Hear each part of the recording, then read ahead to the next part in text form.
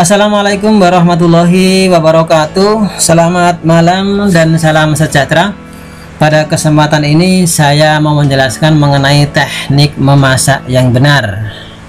Bagaimana memasak yang benar, bagaimana memasak bisa menghasilkan masakan yang lebih nikmat dan lebih enak. Jadi ada 4 hal yang mempengaruhi rasa masakan. Yang pertama yaitu perasaan koki atau perasaan yang memasak. Itu sangat berpengaruh terhadap hasil dari masakan tersebut.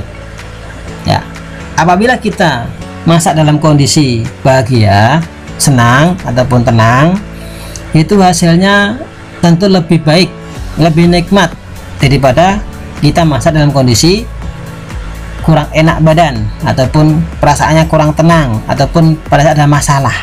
Itu rasanya juga bermasalah atau kurang nikmat. Maka dari sini kalau kita membuat suatu masakan, usahakan dalam kondisi tenang atau dalam kondisi bahagia, dalam kondisi senang.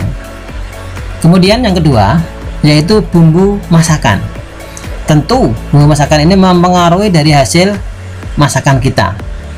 Misalkan seperti ini, rempah-rempah ini sebenarnya cenderung tidak ada rasanya, bahkan pahit kadangkala. Ya, masakan tertentu tanpa ada rempah-rempah ini rasanya akan hambar. Seperti misalkan kita membuat asam-asam daging, kita pakai laos dan tidak, itu rasanya beda. Dengan kita gunakan laos itu akan lebih nikmat, akan lebih sedap ya, dibandingkan dengan tanpa menggunakan laos. Itu salah satu contohnya saja, masih banyak lagi masakan yang lainnya. Kemudian yang ketiga yaitu cara pengolahan, cara memasak atau teknik memasak itu juga mempengaruhi apa dulu yang dimasukkan, itu juga pengaruh terhadap hasil yang kita masakkan. Misalkan kita masak nasi goreng, itu biasa menggunakan telur, bawang putih ataupun bawang bombay dan sebagainya. Kalau pengalaman saya itu yang dimasukkan dahulu itu telurnya dulu, telur dimasukkan setelah agak mengering dikit, gak terlalu kering ya, kemudian bawang putihnya baru dimasukkan ataupun bawang bombay silahkan dimasukkan. Akhirnya apa? Telurnya tidak mengikat bawang putih atau bawang bombay, sehingga aroma dari bawang putih atau dari bawang bombay tersebut bisa maksimal. Itu pun juga pengaruh terhadap hasil dari yang kita masakkan. Jadi kalau ada kita masak pakai telur dan bumbu yang lainnya, saran saya masukkan telur dulu, kemudian baru bumbu-bumbu yang lainnya. Kemudian yang keempat yaitu jumlah porsi masakan. Saya contohkan lagi, misalkan masak nasi goreng ataupun mie goreng ataupun cabai goreng ya. Di sini apabila kita masak dalam jumlah yang banyak, misalkan masak nasi goreng langsung 20 porsi ya, ini tentu hasilnya berbeda dengan masak hanya 1, 2 ataupun 5 porsi. Lebih nikmat mana? Tentu lebih nikmat yang porsi sedikit, yang 1 ataupun 2. Nah, itu lebih nikmat.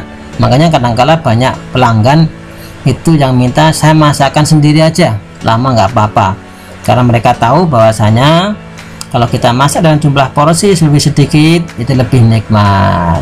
Mengapa demikian?